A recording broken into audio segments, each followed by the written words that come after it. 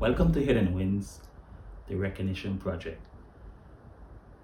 I'm Monsieur Ralph, and today I'm sitting down with someone who's achieved more than she realizes. My wife, Cindy. Hi. Welcome, Cindy.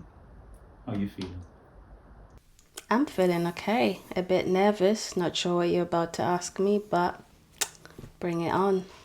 That's good to hear. So, how does it feel being the first person on the Hidden Wins podcast? Ooh, privileged. Feels great. Yeah. Okay, that's good.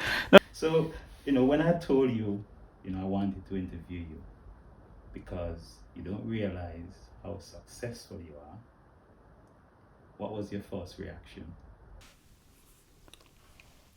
Surprised, cause like you said, it's hidden wins. It's in the meaning. It's like you say, you're calling me successful in certain ways. I don't think I am, but reflecting on it, I think I have succeeded in quite a few things. Okay, that's good. That's good. So, let's start back. Let's go back a bit from the beginning. So, we're going to go all the way back. You came to this country from Zambia. Yes. What was that transition like coming to the UK?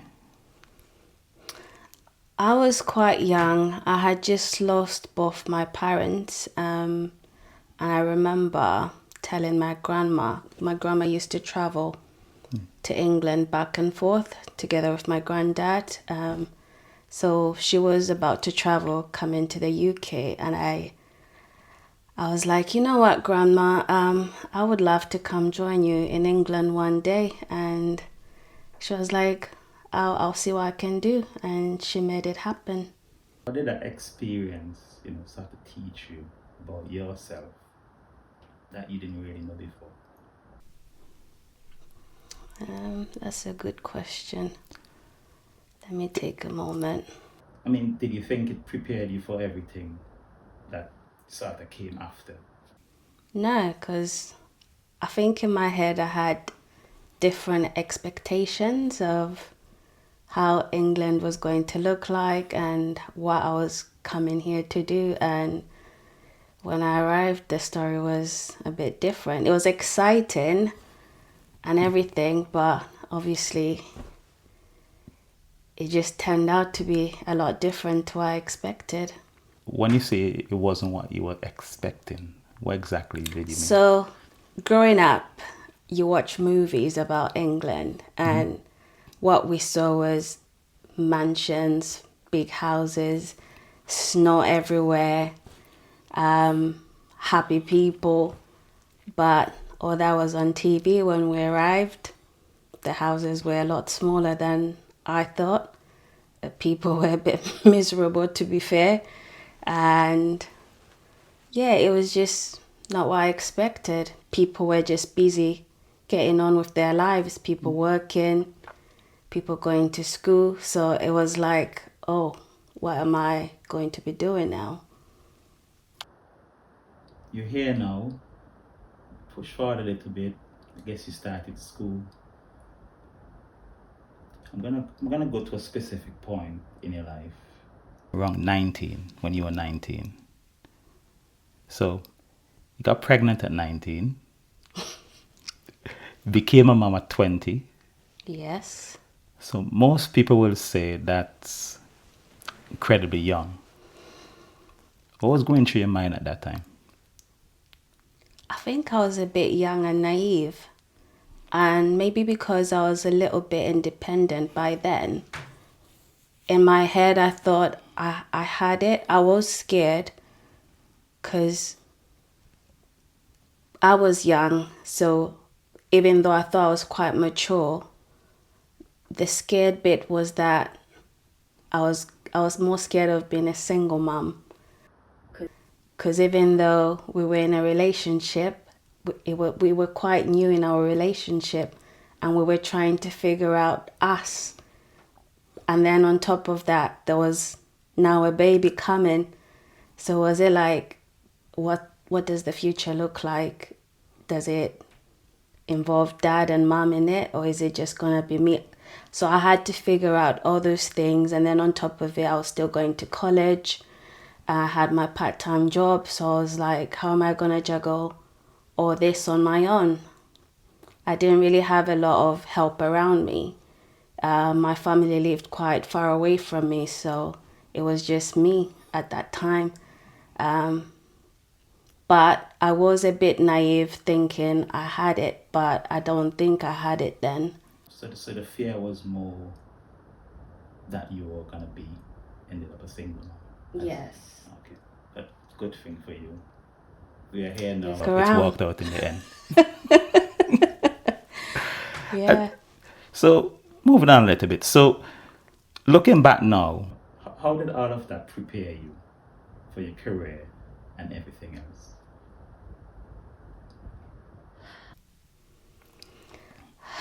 I think it taught me how to be resilient and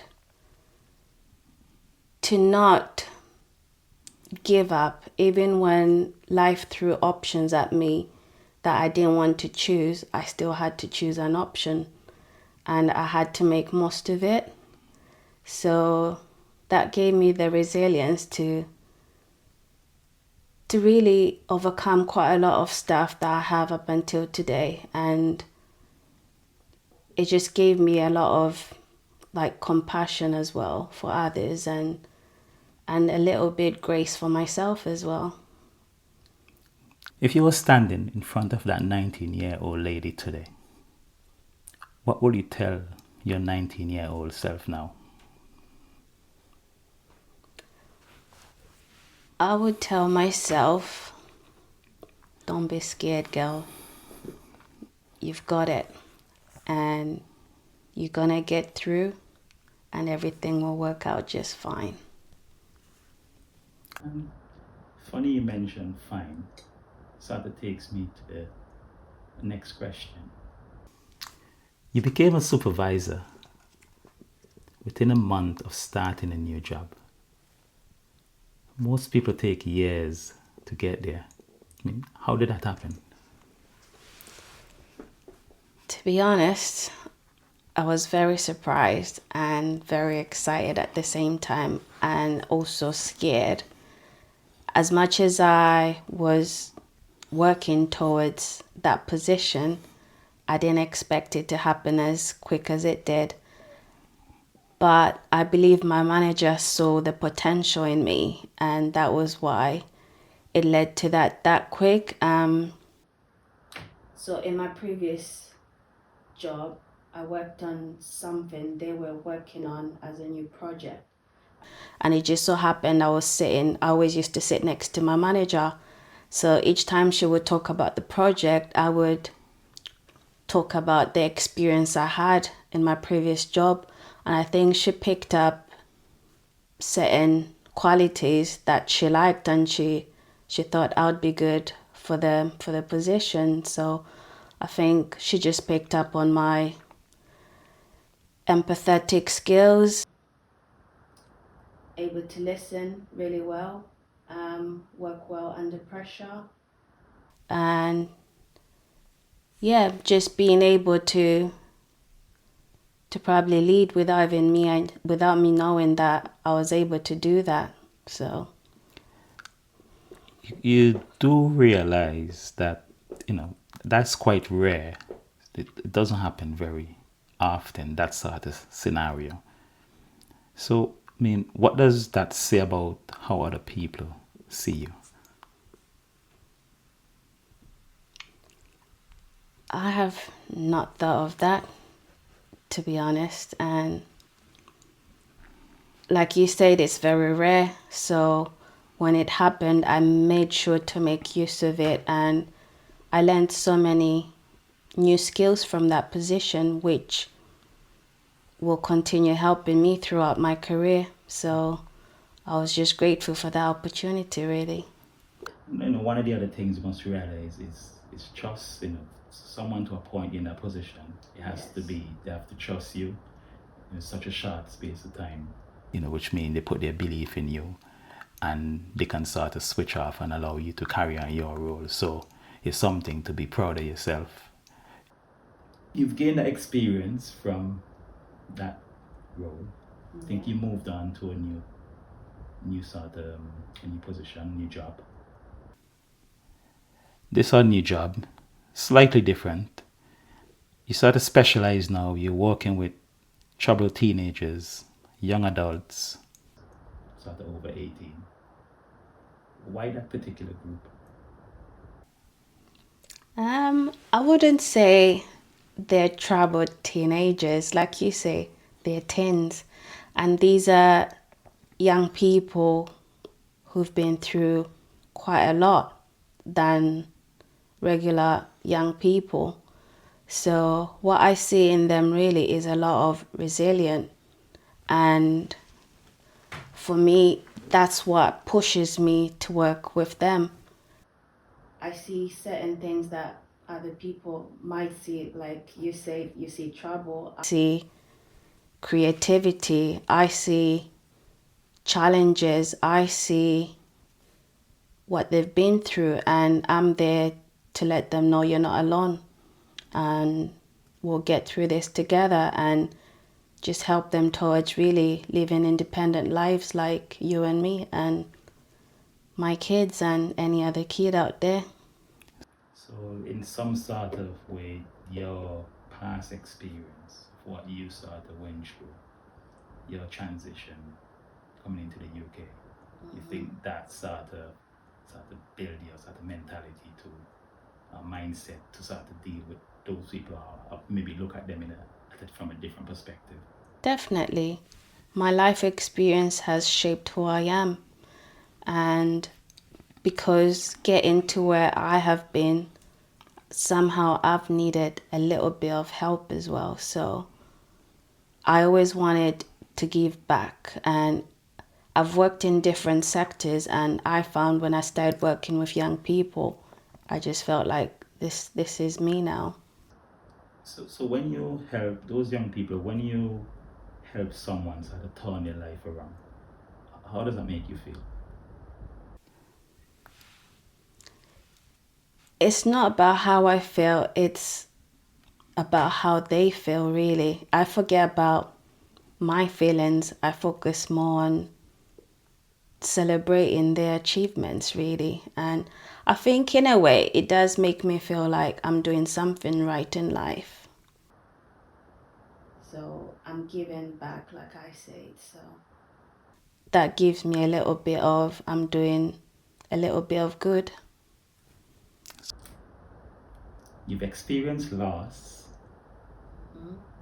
that many people sort of never face or go through. I mean, without going into detail, I mean, if you don't want to,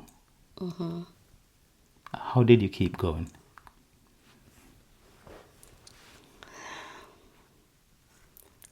So, like you said, my losses have been quite a lot. I've lost nearly all of my immediate family, which obviously is mum, dad, brother, sister, grandparents. So, yeah, it's quite a lot. And sometimes I don't even know how I deal with it, but I just keep pushing myself. And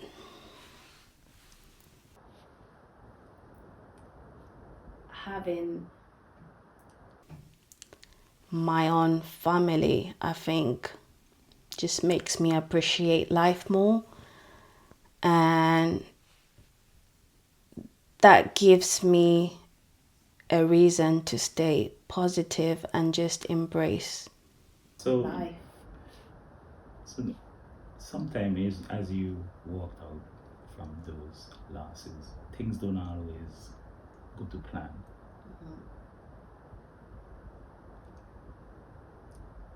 What keeps you hopeful?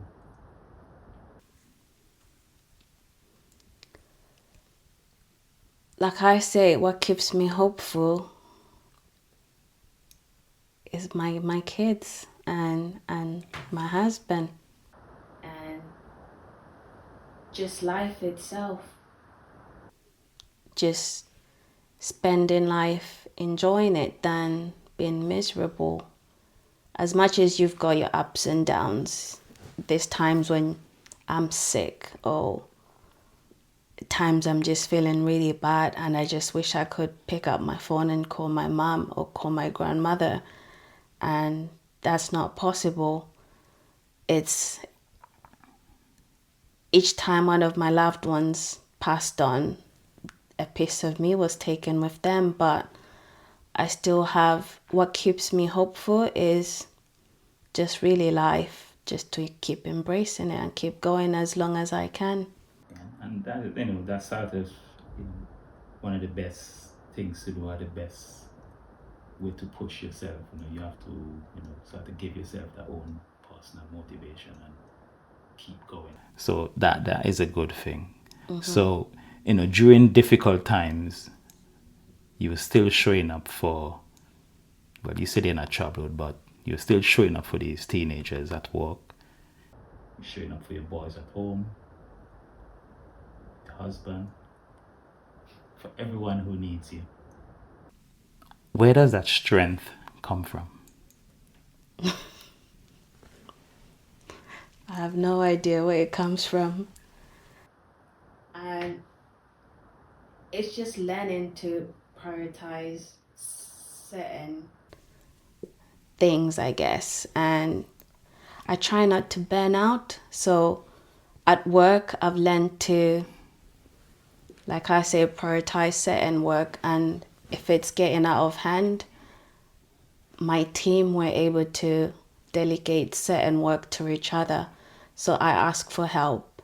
And then when it comes to home, this is where I find I can just relax. And so I try to just be present at home. And I think the kids appreciate that I'm just around. I can't be perfect. I try not to be perfect. I just try to be present, just giving time, really. And yeah, that's how I manage to juggle things. Well, that's a powerful, that's like a superpower. It's not a normal thing. That's, to muster up that kind of strength, that kind of motivation in those sort of troubled, difficult times. Still going about your daily routine. It's not normal. Is it not? No, It's mum power. yeah, you can look at it that way. Super mom. And where there's loss, where there is, sadness, sometimes that flips around to greatness or happier times. You now have a baby, I less do. than a year old, Yes. 2 other boys, as we know. Obviously, a demanding career. You're working with teenagers or young adults. So, how do you think you're gonna manage all of that? So it comes back to what I just mentioned earlier about learning to prioritize my work life, staying on top of certain things I need to, which helps because it's when you're running behind and then your boss is on top of you to get stuff. I do not like that. I'm quite organized at work in a way. I'm on top of things. And if things start to tip over, there's ways I'm able to manage it by obviously asking for help, talking about in supervisions and things like that.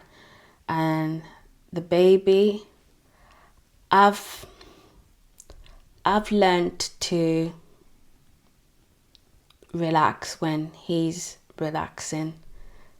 Because before, I'd be like cleaning or maybe cooking or just trying to keep myself busy. And I found that was draining me a lot. And I wasn't feeling as happy as I should. But I'm learning to just relax and sometimes let you do certain things. Even let the boys help when I didn't trust them to do certain things. that helps a lot. So makes my life a bit easier, I guess. What is it about a newborn that other people don't realize in terms of balancing that with everything else? How you start to manage all of that? I think every baby is different, like I have experienced with all our boys, because it was quite easier with the oldest when they were babies. So I just thought that's just life, you know. They go to sleep from 8 to 8. You feed them, they're happy. But this little one has been different. Yes, totally agree. So, Definitely. so I'm not gonna judge anyone anymore from now on. Whatever people say, I'm like, you know what? So the challenge has been he doesn't still sleep throughout the night. He's picky with his eating, and he's really all over the place.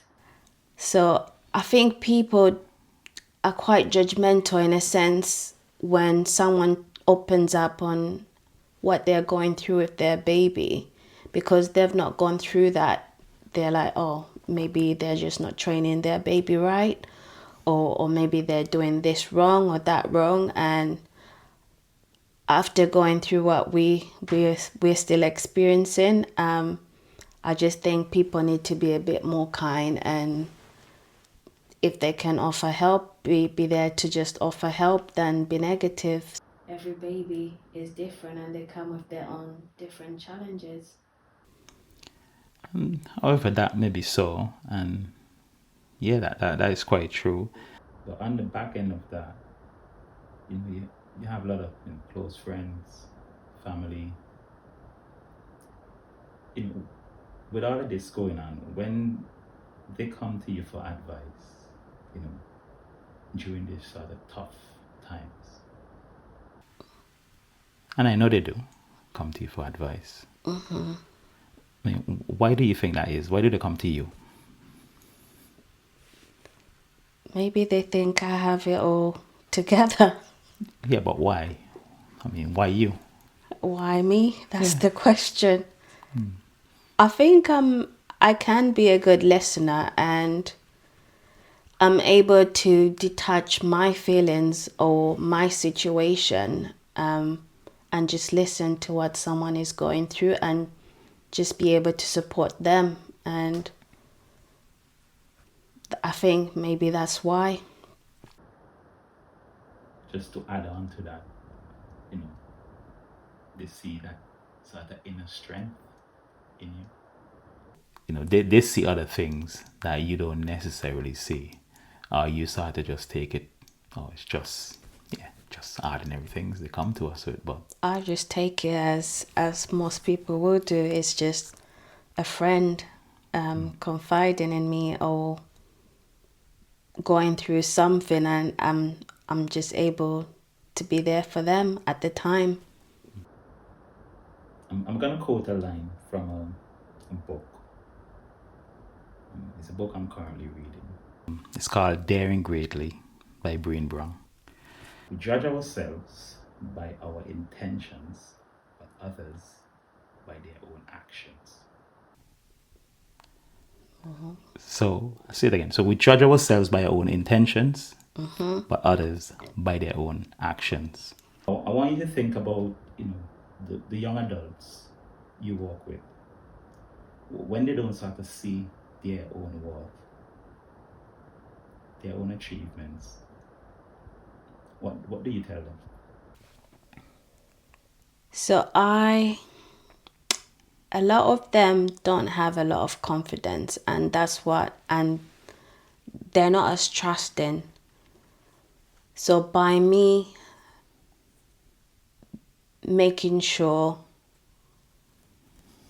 I'm there when I say I'm going to be there, they need consistency in their lives. And once they see that, they open up more. And when you tell them about the greatness of something they're achieving and you try to empower them, I think they do start believing in themselves a bit more, but they need to trust you first. I now want you to apply, the same compassion you give to those young people. Just apply that same compassion to yourself. What would you say to the teenage version of you who immigrated here, who became a young mom, who kept going through loss? What would you say? Looking back at my teenage self, I think a bit of me was really lost, but I think I learned a lot of resilience from my dad as well, from his humble beginnings. And without realizing it, my dad was a storyteller. He would tell us stories about how he was brought up and where he came from and what he achieved. And without me realizing, I used to pick up a lot of him being very resilient from those stories. And telling my teenage self that even though it doesn't look bright, you might be a little bit broken, you're very resilient and keep going. You're not always going to get it right, but you will learn from those mistakes as well. So, just to keep pushing.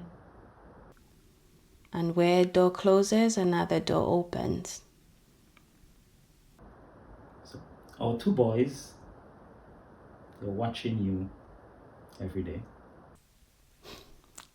managing a newborn, obviously helping out young adults at work. You soon have to start balancing work, home. What do you think they're learning from seeing you handle these challenges? I think they're learning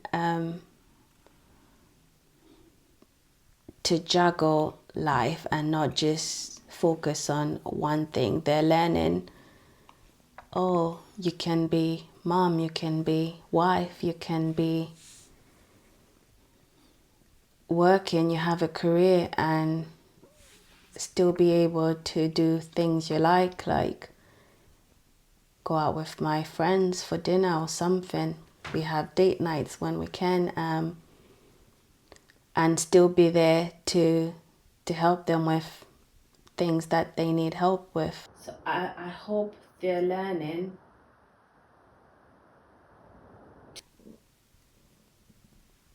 to not give up easily on things, and also to be empathetic to others, and also have that work ethic. I want my boys to have that installed in them as early on as we can, for them to be respectful to others and help people that need help, and to not learn to rely on others for stuff. I hope that is what they can learn from me. So start of that, resilience we expect, but also mixed with a bit empathy Yes. in there. Yeah. Yes. If one of our sons, were to face, the same challenges that you have faced so far, immigration, early parenthood, career pressure, loss, and they handle it and started the way you did, would you think they're successful? Yes. A lot of people have been broken from similar situations because they just couldn't handle certain things. And when I look back on what I've been through, it has been a lot sometimes, and that resilience has got me going, and that's a sprinkle I would like to sprinkle in them to be resilient. Once you've got that, you can get through a lot and be able to bounce back. So, at the start of, the podcast, when I asked you the question, and you said, you didn't really see yourself as successful, but then I just described those out of all the experiences you went through. But then in someone else, you see it as success, looking outwards, but you didn't see it for yourself. Why do you think that is? I think because sometimes when you've got little steps that lead you to a bigger win, you don't see those. All you see is the win. And I think that's me in that situation. Those little things that have led me to be where I am now, I sometimes forget about them. But reflecting on it, they're not small things. Those are the things that have shaped where I am today. So I guess that has helped me realize that. So then in that case, what would you say to someone else, who's accomplished everything you have, but still doesn't feel successful? What would you say to them? Stop it and give yourself grace and enjoy your wins and celebrate them, because you've done it. And obviously you agreed to do this podcast with me, not just because you're my wife, but what do you want people to take away from your story? Probably people don't give themselves a lot of grace, and people need it. Life can be so stressful at times, and we tend to focus on the negatives. I want people to take away a little bit of self-awareness and just give themselves grace. And you are gonna go through the lows, but there's a lot of highs to look forward to as well. Before we finish, I reached out to a few people and asked them something about you.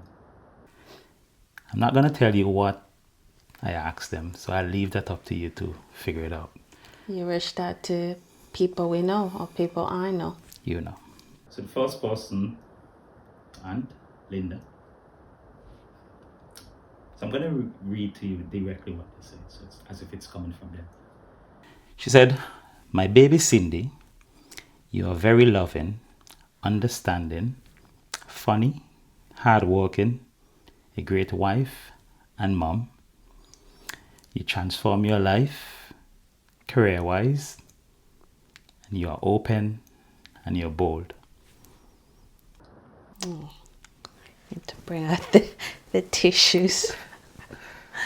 That's really nice. Then I asked Danny, firstborn son. He said, "Mom, you're a good listener. You're loving. You're selfless. You're a fighter. Due to the losses you've overcame." He said, "You're emotionally intelligent and you provide support when it's needed." Look at what you're doing to me. Oh, that's really nice. I was not expecting that. Finally, reach out to Lee. Oh, my best friend. She said, "My wonderful friend Cindy, 17 years of friendship. She is grateful for the laughs and the silly things you got up to when you were teens.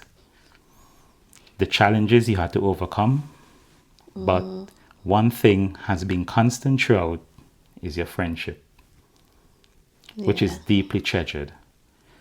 Should you have seen each other at your best and your messiest, however, your understanding and kindness was where you constantly met her.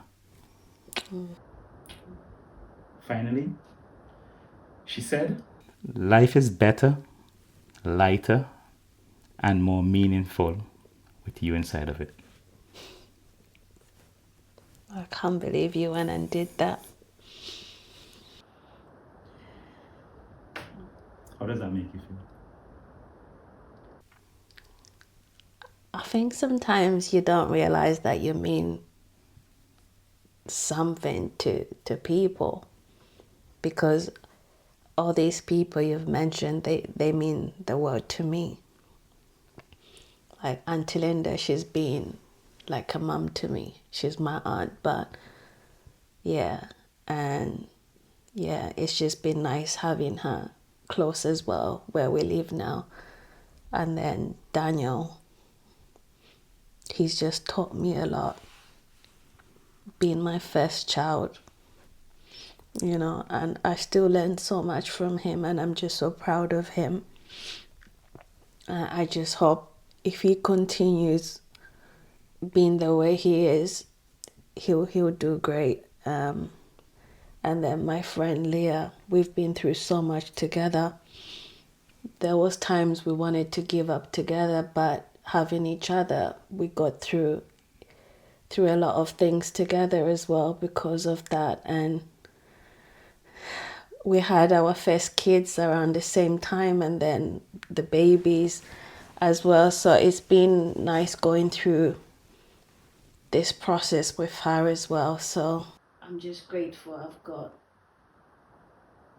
people I can rely on as well, and people who care about me. So yeah. Thanks for sharing your story. I hope you can now see, what I've seen for years. That you're not just dealing with things, you're demonstrating remarkable resilience, that, sort of impact on our boys, obviously the young people you work with. And just, everyone around you, like you just mentioned. So, your hidden wins are not hidden anymore. Thank you. Well, thank you for inviting me. Thank you for most of these wins I have as well is because of you. Like a lot of things I've gone through, you've been my support, and because of you, I'm able to get through quite a lot, and I wouldn't be able to juggle certain things I'm able to without you. So I'm just grateful to have a husband like you and a partner in life I can enjoy life with, the good, the bad, the ugly, and I'm just grateful for your support, and I appreciate you. So thank you for bringing me on and making me realize certain things I didn't think I was winning, and for making me realize I'm winning. So thank you for that. Thank you. This has been Hidden Wins, the Recognition Project. Thank you.